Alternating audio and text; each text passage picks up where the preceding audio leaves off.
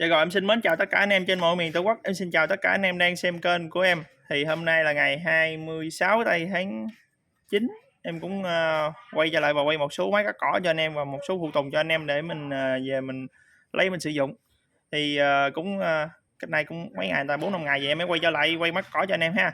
Thì anh em xem kênh thì nhớ cho em xin một nút like, anh em đăng ký kênh của em á. Khi mà em lên YouTube thì YouTube nó thông báo cho mình để mình vô mình lựa chọn những cái loại phụ tùng hoặc là những loại máy cắt cỏ mà mình ưng ý nhất, mà vừa túi tiền của mình nhất về mình sử dụng nha anh em. Dạ. Rồi em cũng xin chúc cho tất cả anh em có một sức khỏe thật là tốt ha, làm ăn luôn mua may bán đắt chạy sự như ý nha anh em.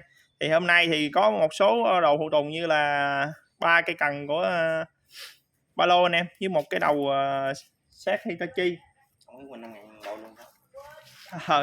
với một cái đầu sát Hitachi nha anh em, với một cái lưỡi cưa xích bãi. Hồi nãy em có quay được tới đây à, cái điện thoại nó hết pin nè nên em bắt buộc phải quay lại ha. Với một cái lưỡi cưa xích bãi anh em, đó thì nó còn được cộng một em đem bán cho anh em luôn ha. Một cái Hitachi 35 ly nha, hồng 27cc, Kyoget Echo 2001 nòng 32 ly ha. Cây này là Shingu 2006 nòng 34 ly. Cây này là Kyoget Echo 2650 Kyoget Echo hệ đó anh em, xài bình xăng quanh gòn 2 kim ha. Cây này là rất đẹp cực kỳ luôn anh em, nổ rất là im ha. Thì hình thức bán máy của em là không cần cọc anh em, và cũng không có bao ship đó, nên em bán giá thì cực kỳ rẻ luôn, cực kỳ mềm luôn. Nếu anh em cảm thấy mà phù hợp với túi tiền của mình thì anh em ưng ý anh em chốt giùm em cảm ơn anh em rất là nhiều nha. Thì ví dụ như anh em mua một cây máy này anh em muốn em bao ship và tặng cho anh em đủ phụ kiện 6 món thì anh em cộng giùm em vô 150.000 nha anh em. 150.000 đó là tiền gì? Là tiền 6 món phụ kiện và cái tiền ship của mình đó. Thì nói chung ai bán máy mà bao ship cho anh em là người ta cũng cộng hết rồi.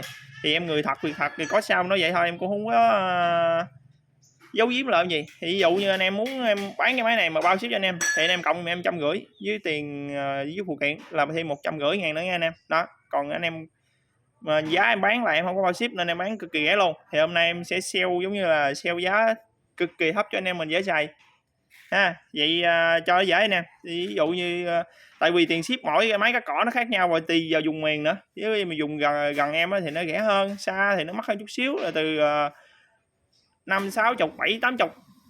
Thì 5, 6, 7, 80 đó anh em. Thì nó tùy thuộc vào cái vấn đề đó. Và tiền ship là nó tùy vào cái cân nặng của cái máy nữa.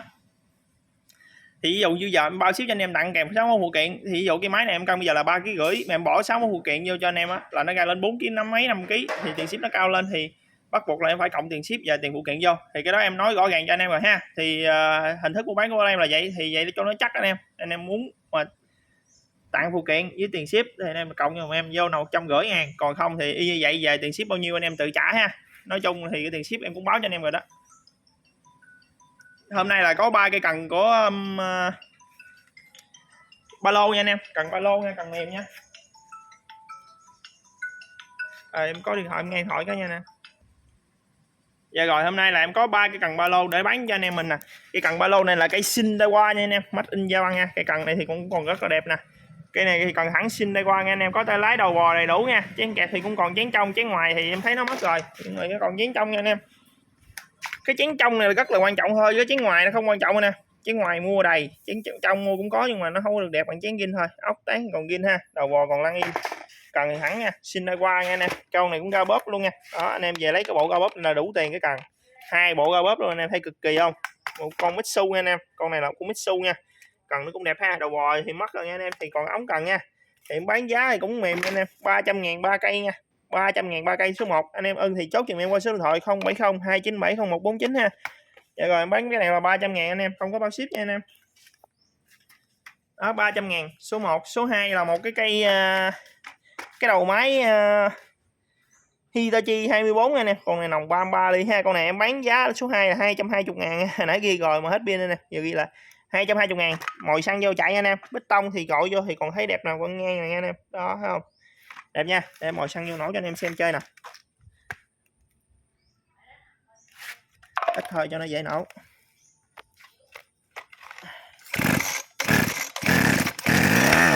Đó, nổ nha anh em, mồi xăng vô nổ nha, 220.000 cái đầu máy nha. Con này thì mất nắp xăng nha anh em, chụp giật còn nè, bô mất bình xăng con nha. Giờ anh em lên bình xăng con khác ha. Con này thì lỗ sọc ti nằm trên nè. Vậy anh em muốn lên bình sơn con 260 thì anh em phải khoan lỗ sọc ti nằm dưới đây ha. Lấy mũi khoan thẳng vô nè, khoan thẳng vô là lụm. Nhưng anh em gỡ nha, để khoan vô trong cái nó bụi nó lọt vô bê tông ha. Thì mình khoan rồi lọt rồi mình vệ sinh nha. Con này còn đầy đủ tinh tiết và còn ngon nha. Rồi con này là em bán 220.000 số 2 cái đầu máy nha anh em. Số 3 là một sợi dây xích Nhật vải của máy cưa nha. Xích này thì em không chuyên máy cưa anh em cũng không biết nó là chân mấy nha. Thì em quay kỹ gần vậy cho anh em coi anh em biết giùm em ha. Nè. Đó anh em thấy không? Xích thì còn bén lắm nha nè, vuốt mạnh luôn là đứt tay luôn. Vì anh em vũa lại thì nó bén ngót nha. Về anh em vũa lại xài nha. Số 3 em bán 50.000 anh em, còn dây xích bãi nha. Số 3 50.000. Rồi số 4 là một cây Hitachi 27cc nòng 35 ly nha anh em. Cây này hình thức nguyên bản nha. Xài chế quang gồ le đỏ nha nè. Đó, le đỏ tự động nha. Con này thì zin 100% nha, từ bình xăng con, bộ hơi tới bô ha, chụp giật con zin luôn, bình xăng lớn con zin luôn nha anh em. Cây này là zin nha, zin nguyên con nha. Cây này thì nó gắn gờ bóp này nè, gờ bóp 2 chế độ có tăng chỉnh, anh em muốn bóp nhiều bóp ít thì gắn đây, bóp nhiều bóp này hết ra luôn anh em. Đó. Công tắc thì tích hợp trên tay ha, đẩy lên là chạy và đẩy xuống là tắt. Tay lái thì hai tay đầu gò cản cỏ thì có đầy đủ nè, con này có cản cỏ nha. Con này thì nòng 35 ly nè. Em giật test nổ cho anh em xem ha, le đỏ tự động nha nè, chỉ cần kéo le lên giật là nó nổ thôi. Dây giật mới nè.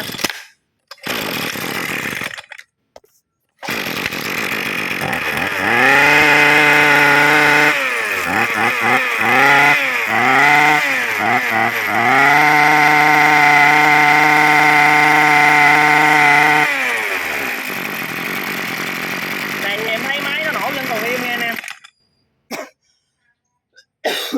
Cái này thì em thấy máy nó nhỏ vẫn còn ngon nha. Hình thức thì nguyên bản ha. Tum liền tum nhựa cho anh em mình luôn nè. Thì đó, cây này là Hitachi, thương hiệu Nhật Bản sản xuất tại Trung Quốc nha anh em. Tại vì cái công ty Nhật Bản thì em cũng nói thường cho anh em đó, em qua bên Trung Quốc sản xuất nên nó được đánh dấu đây là Made in China nha. Đó. Made in China. Rồi cây này sản xuất bên Trung Quốc, sản xuất qua Nhật. Thì cái này là 35cc, em bán cho anh em mình số 3 rồi tới số 4 đi. 950.000 anh em. 950k nha. Đó, số 4 950.000 anh em. Số 5 đi anh em.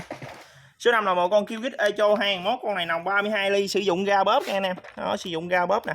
Và sử dụng tay lái nhỏ, tại vì ga bóp ở đây anh em một tay anh em cầm đi bóp rồi, bắt buộc tay này là phải sử dụng tay lái nhỏ. Nó thiết kế vậy thôi anh em. Đó.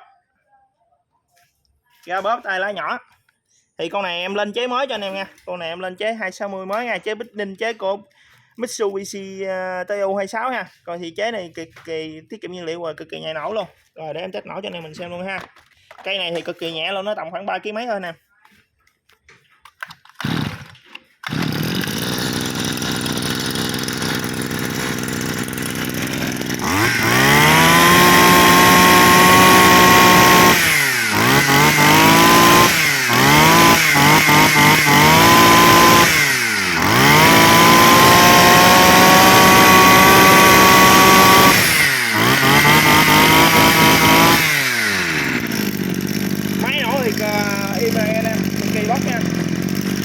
Công tắc đây nha anh em, ga bóp này tăng chỉnh nè, nên anh em về thì bóp nhẹ nè, vậy là lên hết ga nè. Đó này thấy không, công tắc thì đây ha, đẩy xuống là tắt nè. Rồi cái cây này em bán cho anh em là 880.000 nha anh em. Số 5 880k. Bữa nay là quay trở lại với anh em là sẽ siêu rẻ một ngày nha. 880.000 thì anh em có một cái máy cắt cỏ nổ rồi luôn đó. Anh em chỉ cần pha xăng vô nhớt, xăng pha nhớt, và anh em nhớ mua nhiều em nhớt 2 thì anh em. Nhớt sử dụng máy cưa cắt cỏ pha với tỷ lệ là 70 đến 80cc trên 1 lít xăng ha. Sử dụng xăng pha nhớt anh em. Đó, cây này thì về anh em về là anh em mua lưỡi dao vô là cầm ra cắt nào ha. Rồi sử dụng xăng pha nhớt. Rồi cây số 6 đi anh em, số 6 là một cây Shingu nha. Cây Shingu, con này nòng 34 ly, con này thì đập cước ok nha. Con này thì mạnh đó anh em. Công tắc chạy. Nổ như máy cưa luôn nè.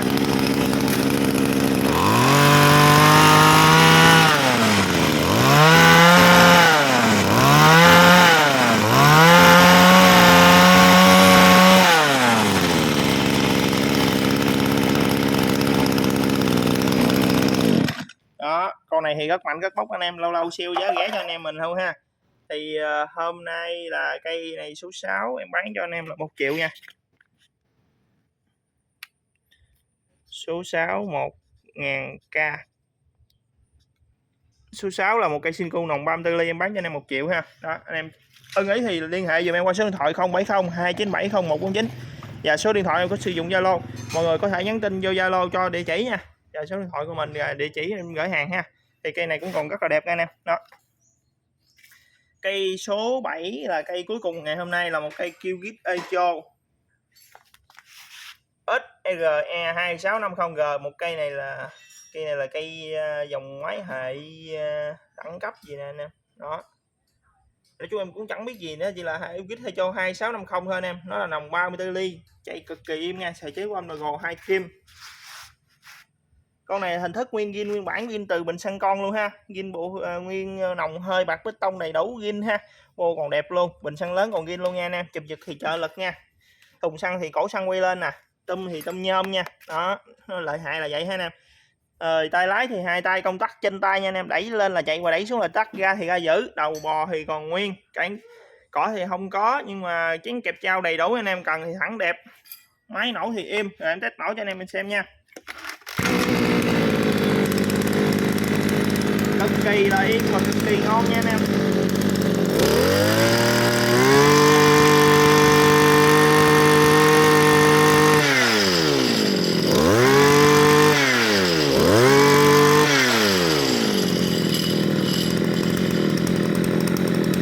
Hình thức con này là nguyên bản nha anh em, còn dính đất luôn nè nha. Đó, thì nó còn cũng sạch sẽ đẹp đẽ vậy. Thì có gãy chỗ này chút xíu thôi nha anh em, nhưng mà nó không có ảnh hưởng gì tới máy, tại vì hàng bãi mà mình vận chuyển thì cây này nó trồng chất cây kia thì nó đè nặng thì bắt buộc nó phải gãy anh em, tại vì nó bằng ngũ, còn cái này bằng nhôm thì nó không gãy nè. Đó, cây này thì quá đẹp luôn, cây này thì zin cho anh em luôn nè. Những anh em của cô chú nào thích những máy zin như vậy thì mình chọn ha. Đó, zin nguyên bản 100%.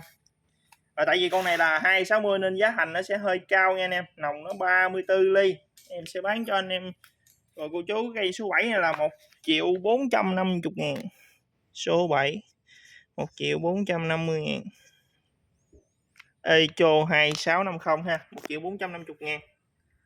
Cây này thì quá whip nha, quá đẹp. Đó, xài bình xăng quanh gòn. Dạ rồi, cô chú anh chị và tất cả anh em nào ưng con nào thì liên hệ dùm em qua số điện thoại ha.